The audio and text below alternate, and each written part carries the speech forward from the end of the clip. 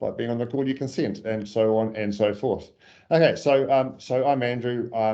KINETICS Group is MSP that I founded here in the mid-90s in Auckland, and we've got an office in Auckland and an office in Christchurch. As I said, Matt's our COO. Karen is one of our new CSMs. Reese has been with us for a long time and been through many iterations with us, and he is one of our business consultants. And then we've got Ian and Michael with us as well. And so the question that we were asked was, how do we manage vCIO and Technical Account Manager? And the answer is that we keep thinking about this a little bit and adjusting it, been doing it for quite a long time. The two people who are going to speak to you predominantly today are myself and my colleague Reese. And I start off by a bit of context. We've given a lot of thought to what we are as a business, and I think every MSP is a little bit different to this. In our case, I believe strongly that we exist to help our organizations to help the customers we serve rather, be more successful, to help our community by making sure the organizations in it are able to thrive and do the things that are important to them. Whether they're a commercial business or a not-for-profit, they've all got goals. And that's how we want to be seen by our customers. I think different MSPs in our MSP community might have a different reason for being, but our reason for being is to help our customers be successful. And we think that the way we do that best is by helping them use technology better. And the way we phrase that to clients, and this is a bit of work we did about 5 years ago, was that most organizations, if you ask them, they think IT is an annoying expense. And we would say that IT actually gives businesses a competitive advantage. When we asked people what they thought about IT, they thought we all spoke a different language, whereas we firmly think that we should be talking about customer business problems rather than technology. And I think we all know that staff in our customer sites love to complain about IT, whereas we all know that the value of what we provide actually makes their lives better, helps them be more productive and more efficient. And so our firm view at KINETICS is that as their IT partner for our customers, we have to do more than just keep their lights on. We have to be very focused on what it takes to make our customers' businesses more successful. And to do that and deliver on that, we sort of formed a model, which you can see on our website. We call it the KINETICS method, because we weren't having a very imaginative day that day. And it just seemed pretty obvious to us to use that name. And we think that all IT providers need to do IT support. And over the last few years, we've all been laying on some form of cybersecurity package, either through ourselves or through partners. But that's really keeping the lights on. The next piece then is to help the customers to orient their IT towards their business goals. So that's business IT advice. And the final piece that we've been working in quite hard for the last few years is user adoption, making sure that we don't just provide technology solutions to our customers, but we also allow them to, or help them to use those solutions in such a way that they can adopt them into their daily working practices. And we think if you do all of those things together, you get customer outcomes. And our methodology is to check in with an annual roadmap exercise, quarterly business reviews, and then monthly reports, all of which have slightly different content. Another way we pitch it is through this tremendously complicated diagram of a strategic review support. And what I'll just do is simplify that diagram here with an easier version I prepared this morning. That we start off by trying to understand our clients and what's driving them and how we can contribute to that in the top. In the right-hand side, part of the business has to make sure that they are secure and well supported. And then the piece that this discussion is really about is how do we manage all their IT? And we believe that if we ask a customer what their IT is, they will have a different answer to what we might suggest. If we ask a customer what their IT is, they will talk about their line of business software, their CRM, their HRIS system. They'll talk about the automation in their factory or in their warehouse. They'll talk about their dispatch systems for their fleet of delivery vehicles or whatever else that they do. If they're agricultural, they'll talk about the technology IoT that they're putting out into the fields and so forth. That grain management system, Andrew. That's right. I was trying to think of the name, Matt. Thank you. So we think managing all their IT is an opportunity that most MSPs don't see, and then we think that you tie that together with a QBR. And we think understanding clients is something that's important, not just for existing clients, but it's also important for new prospects. If we're going to go out there and try and sell to a new customer, we think that the best way to do that is to spend some time understanding them, because that's actually part of the qualification process. And if we listen to the SLIQ folk, it's part of deciding whether they fall within our target client profile as well, of course. Most MSPs are very good and focus on security and support, but of course that is becoming commoditized as we all adopt BPO solutions to help us deliver on our level tier 1 tickets, or as we explore AI packages. And then we think that real vCIO is managing all of the customer's IT, and we contrast that with vCIO that we see a lot of our industry talk about, which is really what I would regard as account management, doing some customer discovery and doing QBRs. And so for the purpose of the next part of the discussion, I just wanted to set the context that we see that the work that is often described as vCIO by MSPs is really account management or customer success management. It's that discovery of what's important to a client and checking in with a quarterly business review and managing the relationship. We think, and we call that role customer success manager.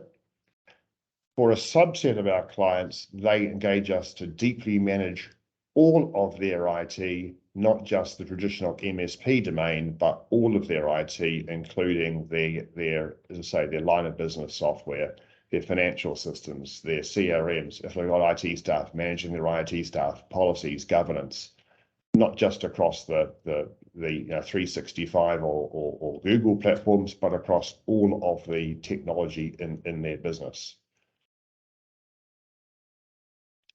The way we see delving into that, and Reese will pick up on this in a minute, when we looked at that role, we realized that all IT managers, all CIOs rather, had a lot of commonality in their roles. We went online, grabbed a bunch of job descriptions, which is where this seminar started from, grabbed a bunch of job descriptions, and we broke those down into different function points that were done. We realized there were some themes, which we've categorized into 6 spokes on this wheel. And within each of those themes, there's various activities. And so we have gone deep on building that out as a model for our business. And we call that IT manager as a service, because we think vCIO as a term has been corrupted a little bit into account management. That diagram is available on our KINETICS website.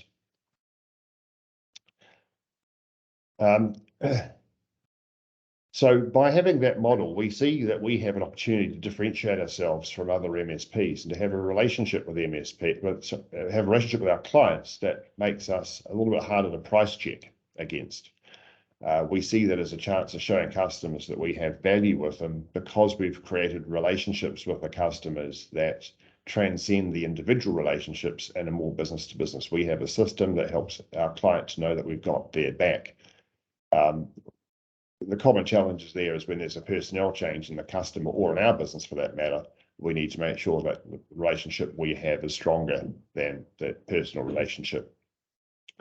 As an MSP's point of view, it gives us the chance to seek alignment from the customer, understand their business goals, and turn that alignment into revenue opportunities for us, because we know what they expect us to do.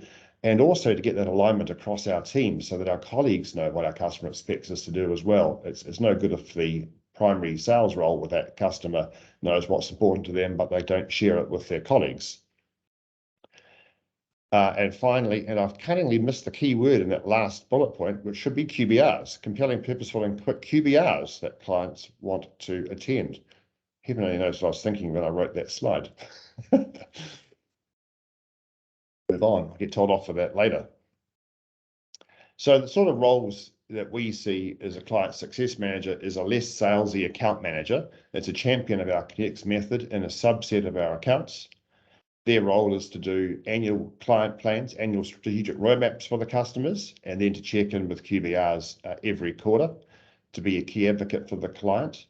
And we see that as being the role that's so often described as vCIO, but we don't particularly like the term. The success for us in that role is that they help clients to see the value of our full service stack in the customer's context.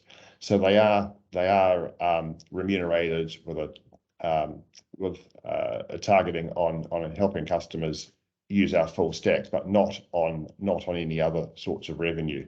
And it's, to a large extent, I think it's a path to becoming a business consultant.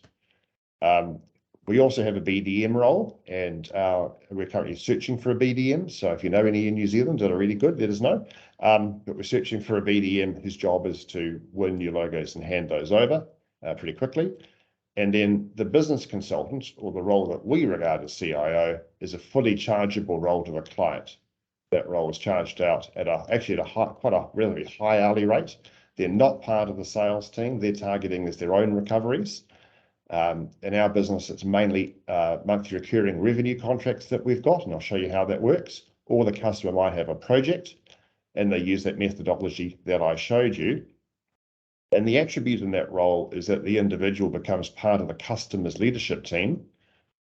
So they've got to show those EQ characteristics and those leadership characteristics to be able to do that and to go to the customer's management meetings on a regular basis and participate as if they were part of the customer.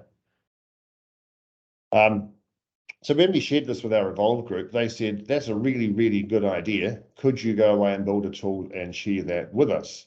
And so we did. And I don't want to sort of labour the point too much, because that's not the purpose of this call.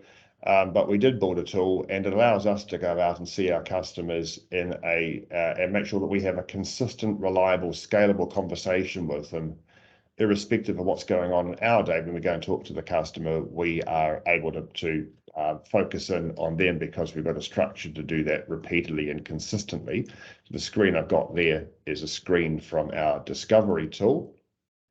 And then our QBR tool uses a similar format and allows us to relate back to the customer strategy that we've agreed to decide what we're going to include, why we're including it, and prepare a QBR that's important to the customer, relevant to the customer. Link back to that workshop and to prepare that in just 2 or 3 minutes.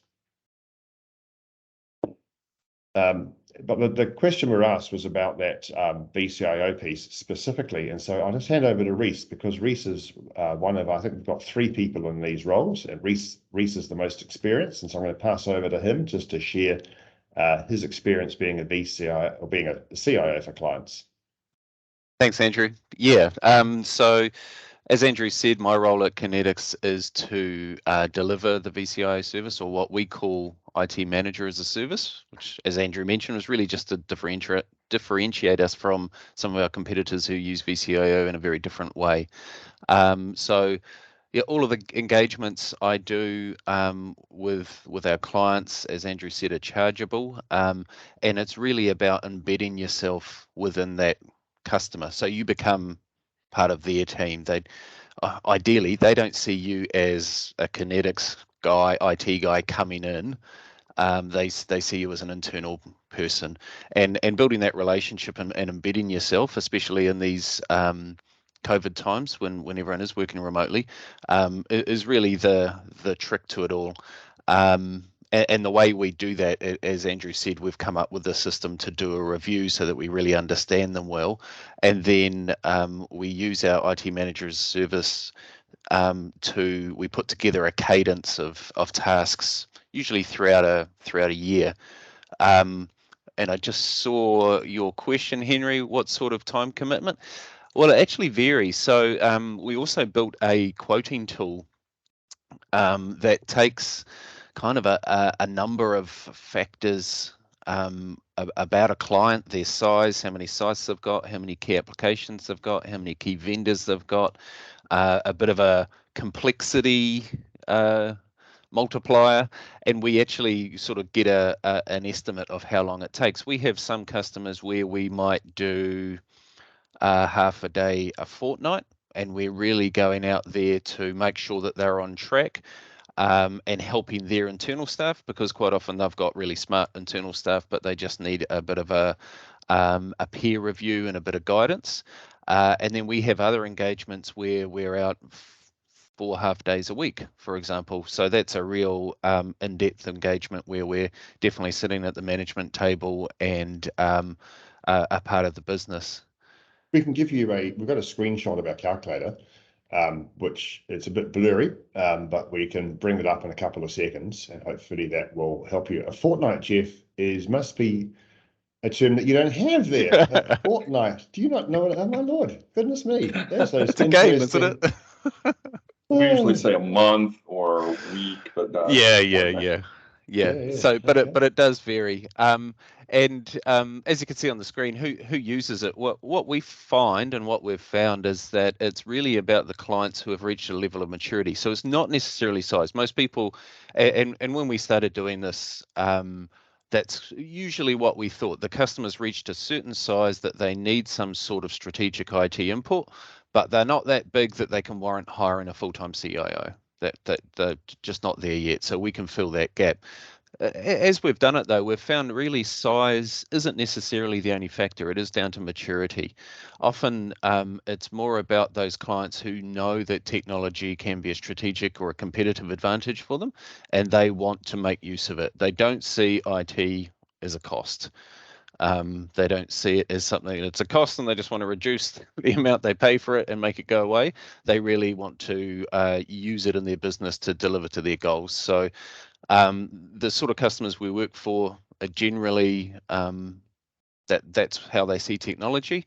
Often the clients we do work for require some sort of comfort at board level, so they've got some sort of governance that is asking questions that they're finding difficult to answer, and so we can come in and help them answer those questions. And often it's just the owner of the business or the management in the business know that things are clunky and they know that their staff could be working smarter, but they just don't know where to start. And so again, we can come in and do our review process and introduce our ITMS service to help them out. Hey, Reese, I just thought it would be appropriate for the people on the call. We've done a previous webinar, which I'll post in the chat, with one of our not-for-profits who uses IT Manager as a service. And we actually interviewed the CFO there, who came into the business, and he needed that person who could sit alongside him with the board, and then could actually drive things on his behalf that were IT related and aligned to their strategy, and a long-term customer. So I'll pop that in the chat so you can have a look at that webinar after this. Thanks, Matt. Yeah, and that engagement, as an example as well, was half a day a week. So that was one that I was involved in. So we'd go out there for half a day every week, or go online, depending on COVID situations. And the purpose of that was really they wanted technology to be providing benefit to their staff and their organisation. They were a not-for-profit, so they wanted to make sure that their technology was allowing their staff to provide as much service to their community as they possibly could. So. And again, that's one of the differences about this role, is we're not focusing on the keeping the lights on. We're not focusing on the business as usual. We're focusing on their business goals, which we uncover in that review process. So yeah, what problems does it solve? What pain does it take away from our customers? So it gives them an IT strategy. Which often most companies don't have. Sometimes they don't have a business strategy, let alone an IT strategy. So it gives them a strategy or a roadmap for their technology, and that makes decision making on any technology so much easier. And when we're the MSP and we're going to them with proposals and quotations, it makes it so much easier to go, well, let's go back to the plan that we set at the start of the year. You agreed that these were the high priority things. Here's a proposal to solve that. So it eases their decision making, and it makes our job easier as well. It eases pressure on their existing staff. Often I know a lot of our clients, it's the CFO that seems to be responsible for IT, or it's other people that are responsible for IT within the organization. So it eases pressure on them because now they've got an experienced sort of independent voice that can help them out. We do this service for companies that have internal IT teams. Sometimes that's just one person. Sometimes it's half a person with the organization that sort of unfortunately got landed with desktop support. So the vCIO role that we do supports those internal teams. Sometimes they feel threatened by us going in there, but usually we're providing another voice to them at the management table to sort of back up what they're saying. And obviously we come with a bit of a broader viewpoint often. So we've, as an MSP, worked with a number of different clients, worked with a much bigger team of technology experts, so we can bring a different viewpoint as well. One of the main roles I find myself doing is a bit of a translation service as well. So it's been able to talk to the business about their goals and language that they understand, or the board for that matter, and also being able to understand IT and talk technology, and then being able to translate between the two. So we've definitely had cases where the internal IT guy's been proposing something for years and it's never been signed off, and then we go in and it just gets sorted and get signed off straight away. Not because we've done anything magical, it's just we're able to explain it in a way they understand, and they've agreed that that's something that they need to do. So yeah, hopefully what we're doing is focusing on being proactive, not reactive. Like I say, we're not talking about lights on, business as usual work.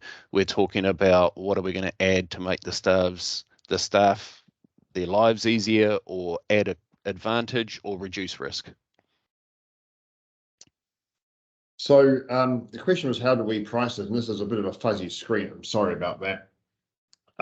All of those tasks on that wheel that I showed earlier on, we've broken down those into what they are and how long I think they'll take, and how often you would do them. Should you do it every week, every 2 weeks, every month, every quarter, every year, or whatever? And so we have built this tool that allows us to go, okay, we're going to do that one 6 times a year. It's going to take us 3 hours every time we do it. So that's 18 hours a year. This task, we can do it 12 times a year. It's going to take 10 hours every time we do it. That's 120 hours. We add that up, divide that by 12, and go, that's your monthly cost to the client, obviously adding in some factor for the unexpected that always occurs. We also know from our MSP experience that customers like to be given some choice in that. So we give them a good, better, best option. And as you'll know, I'm sure from your own experience, customers tend to choose the middle one. So, but at least they feel empowered. So we have an internal pricing tool that says, yeah, we think we're going to do that task 26 times a year. We think it's going to take 5 hours every time we do it. So we're going to set aside that amount of time every month to allow us to meet that commitment. And then we can give the customer a scope of work that they can sign off and agree. So we're also working within some known edges. If they come to us and say, we'd like you to do something else now, we're able to point out that that is not included in the contract, and to work out a fair price with the customer that they can accept and understand.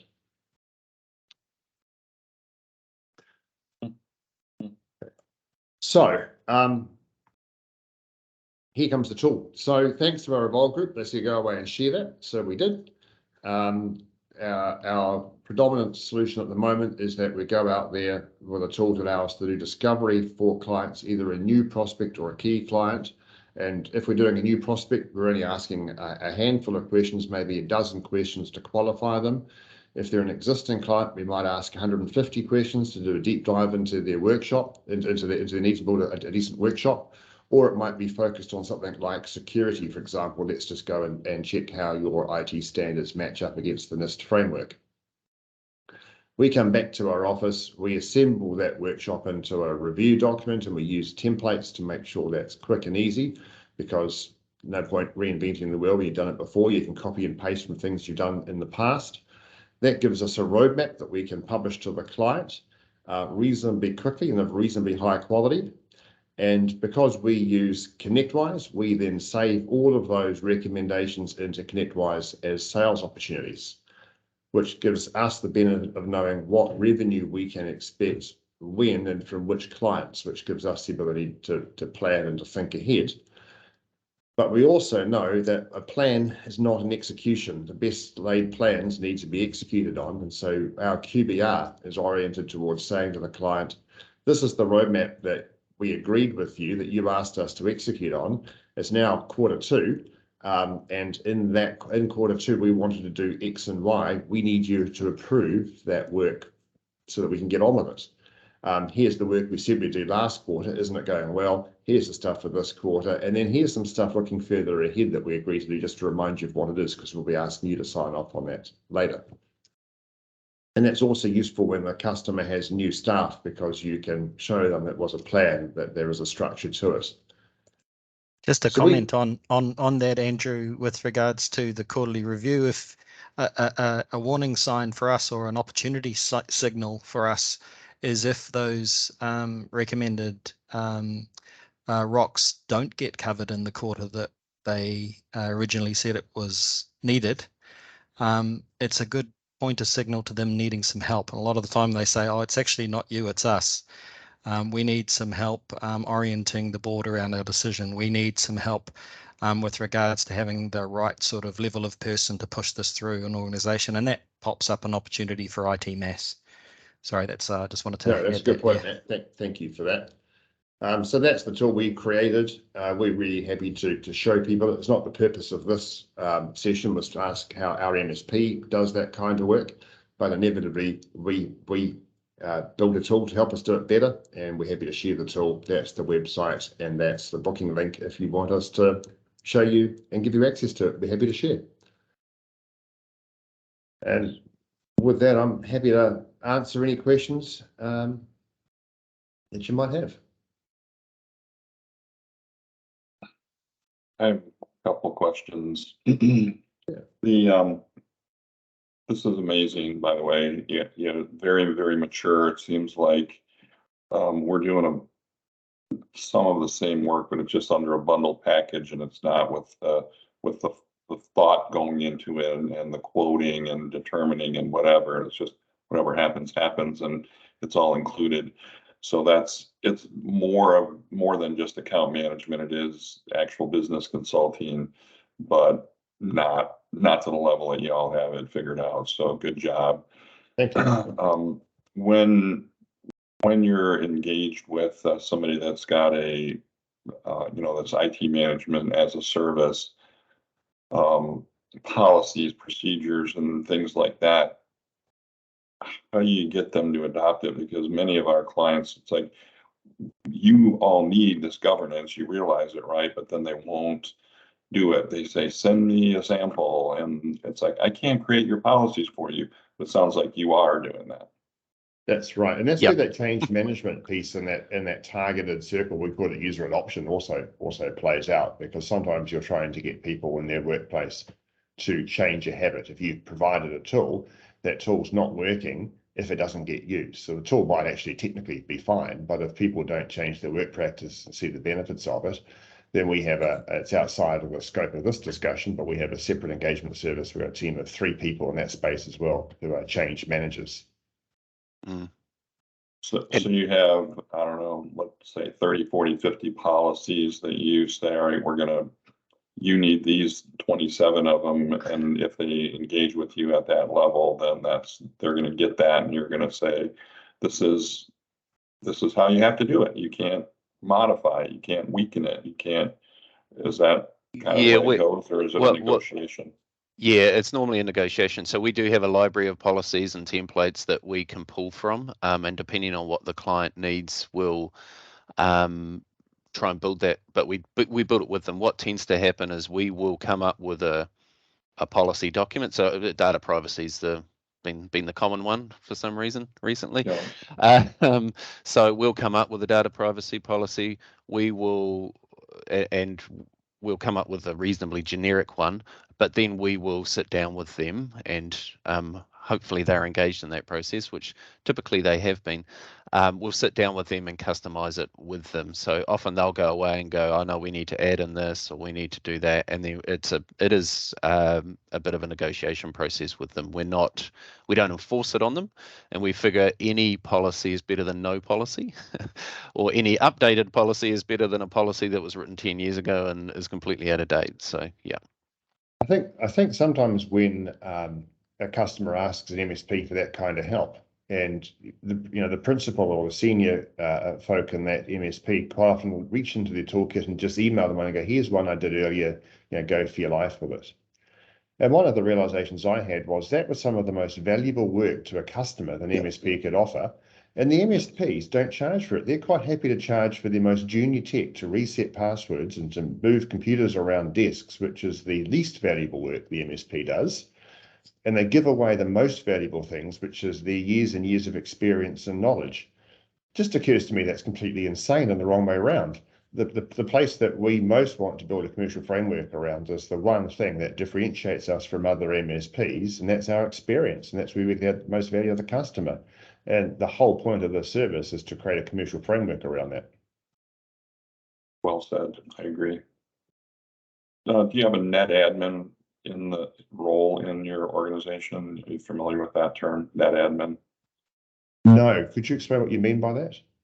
Yeah, so Gary Pika, maybe you've heard of him. He's a consultant I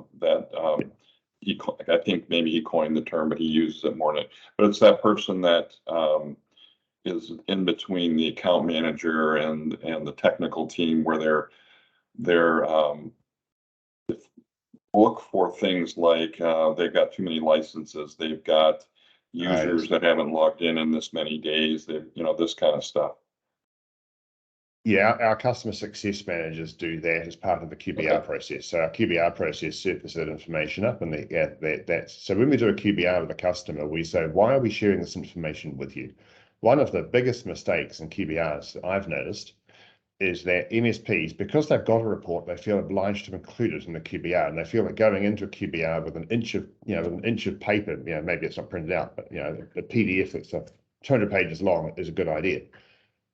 That's a terrible idea. It's the worst possible thing you could do. Just because you've got information, you shouldn't necessarily include it. We think it's better to go into that meeting and say to the customer, "Here's 3 things I want," or "Here's 5 things I want to discuss at this meeting today. Here's the 5 most important things." And that might be licenses that can be salvaged and rescinded. It might be machinery that is out of date, or it might be people that aren't using a tool that the customer spent a lot of money implementing. And so when we do a QBR, we say, why are we including this information? What do we want the customer to get out of it? How does it make the customer feel? Because if we want the SLT, if we want the customer senior leadership team to attend a QBR, we've got to talk about the things they care about. And at our Evolve meetings, we sit around the table, we look each other in the eye and hold each other to account for achieving our ROCs. And we try really hard, at those Evolve meetings to achieve our ROCs and to get the pat on the back from our peers. We don't always succeed. But our customers are no different. They've got ROCs as well. And technology helps them to deliver those ROCs. That's our job. And if we're talking about that at their QBR, they're going to be happy. If we're talking about the fact that we did 99.8% of their tickets on time, they don't care. They just expect that. Yeah, good. I agree, and adding to that as well, as a customer success manager, I guess it's really more of a holistic, view, and having the holistic relationship, because of course you're proactive. You don't have. It's not necessarily that you always have to have a good relationship with the decision maker, but you're also in touch with the operational people as well. So because you're learning and understanding the value or understanding the culture of your customers, you will know if there are licenses they're not using, or if they need a certain product or service that we offer. So yeah, to answer your questions, Jeff, we do have that under our wing in terms of as a customer success. Yeah. So who's scheduling these quarterly meetings, and are they quarterly, or are they perhaps more often or less often depending on the sides of the client. Is it you, Karen, that's scheduling these things or Yes. getting them? Okay, and then is the vCIO role in the meeting? Yes, you could say that. How personally how I work is I adjust to, what the clients need.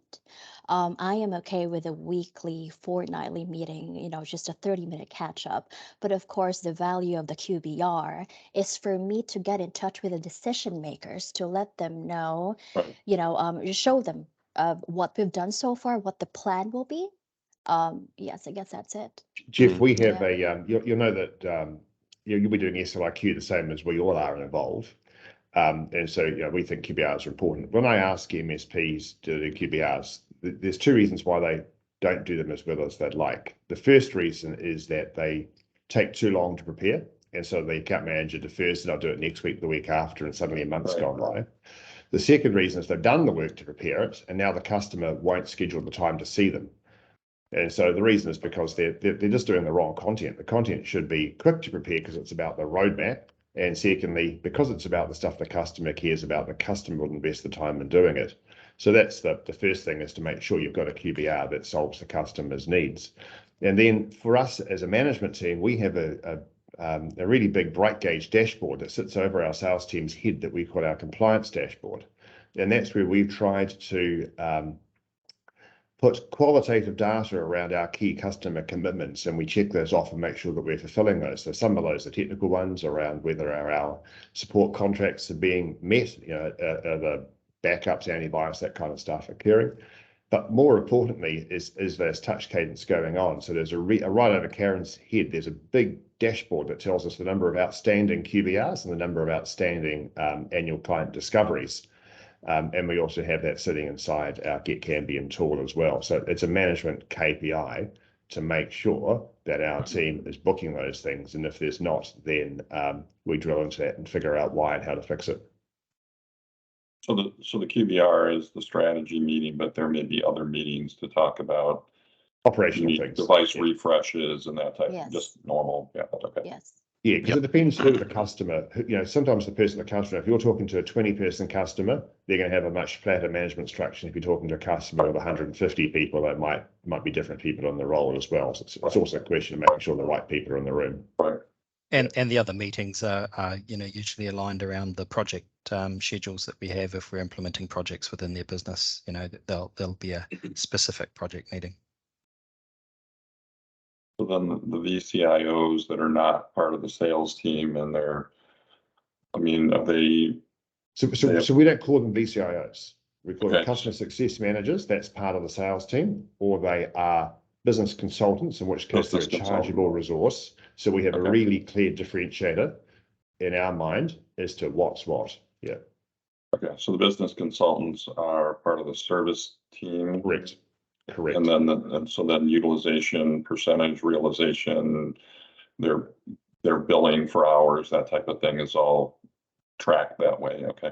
That's right, and predominantly they're billing against against a specific MRR contract. So we have a standard, MSP style support MRR contract, standard cybersecurity contracts, and then we have standard IT manager as a service contracts, which only a subset of our clients buy into. Let's be clear, it's not for everyone, but it's for a much deeper relationship with a subset of clients. And for some of those clients in the past, they've said, if you are my IT manager, you cannot also be my service provider because there's an inherent conflict of interest. Not many, but occasionally you get some that make that guidance to us. And in that scenario, we would always choose to be the IT manager because we think that's where we can add the most value. Do you do that? Do you have that where you're the IT manager and somebody else is the traditional Yes, we MSP? do. Okay. Yes, we do, and also IT manager, and they've got their own delivery team in house. That makes sense. Yeah, so we marshal their resources and their partner resources on their behalf.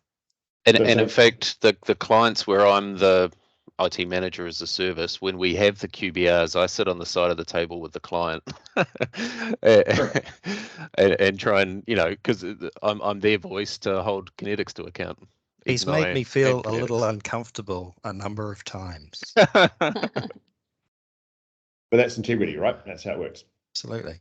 And on that, those that where they have internal staff, their direct supervision over those staff, that's a difficult situation, isn't it? Yes, and yes. That's one of Holding the them segments. accountable. That's one of the segments of that wheel. It's not just holding them accountable, it's also making sure that they're getting the professional development that they need and the support that they need to do their job to the best of their ability and to have a fulfilling career. Yeah. Amazing that you got it figured out and it's working. We've dabbled in all these things and it's like, it's not going to work. Oh, look, if I come across that we got it figured out, that's lovely, but it's possibly not true. We are on the journey, and every day we learn something that we didn't know the previous day. We are continually refining it. But the way I see it, when I set off in my business years ago, this is what I wanted to do. But we end up being dragged into IT support and looking after, back in the day, Novell servers and Microsoft SBS servers, and migrating people from ISP hosted mail on the cloud effectively to small business server, which seems kind of ironic that we've been reversing it out for the last few years. And what our clients needed from us was very different to what they need from us today.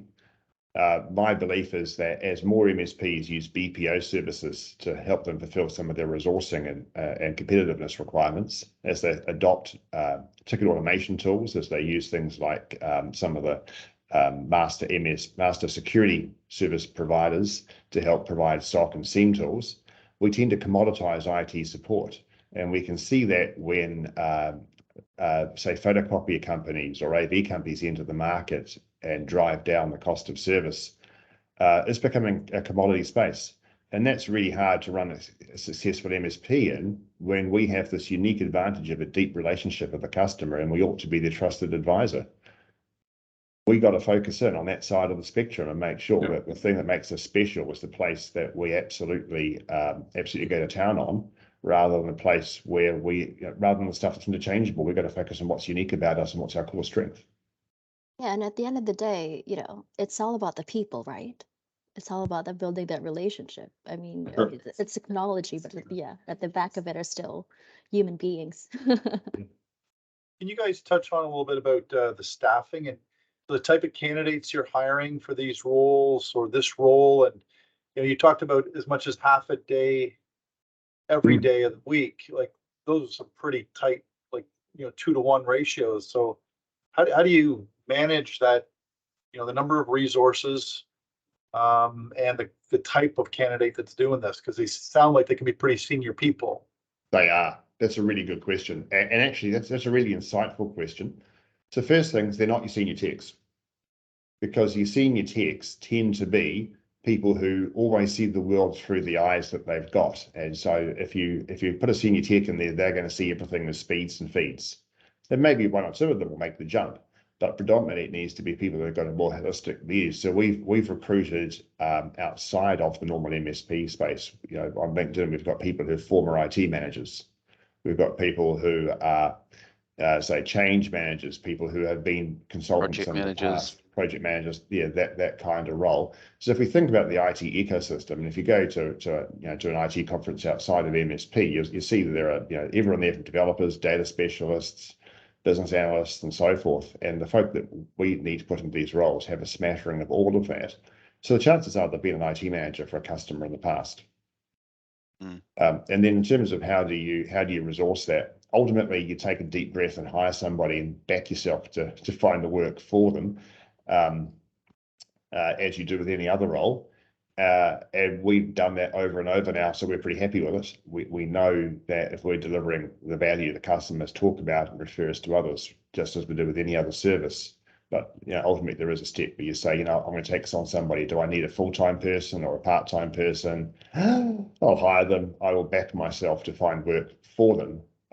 But what we're talking about makes sense, and so it's actually not that hard. I think we say that the most common thing they need is a bit of grey hair, not necessarily through age, but through stress. They've been through some of these things before. They've seen what happens. they've delivered a product or a service or a project and then been through it for the 3 or 5 years after it's been implemented to see what happened. I think it's that having that experience, and that's not necessarily IT. Sometimes it might be a former client, Henry, too. It might be somebody that you've reported to in a client scenario who had a broader responsibility in that client who comes across and joins you. We've had that happen a couple of times as well. Interesting. Yeah. Does that answer the question? Yeah, for sure. Yeah. Okay. Hey, so this has been great fun, and thank you for suggesting that we record it. We've done that, and with your permission, we're going to put it on our LinkedIn page. Sure, absolutely. Try and share it with the try and share it back with that little community chat on the Evolve group, which was kind of fun. Yeah. Well, thank you guys for sharing. I mean, it's the Yeah, wonderful appreciate it very benefit of much. Evolve, right? It's thank you. Good Oh, stuff. Thank you. We're really happy. And if you want to have a look at that tool that we built to use it, there's the link, and there's the QR code to book a meeting with us, and we're happy to take you through it. But that wasn't, as I say, the purpose of today. Okay. All right. All right, thank you all. Thanks, Appreciate it. guys. Thank you all Nice very meeting much. you. Bye. Keep well and have a Merry Christmas, everybody. You too. And yourselves, and a You great too. start to 2023. Take care. Yeah, Bye. bye-bye. Bye-bye.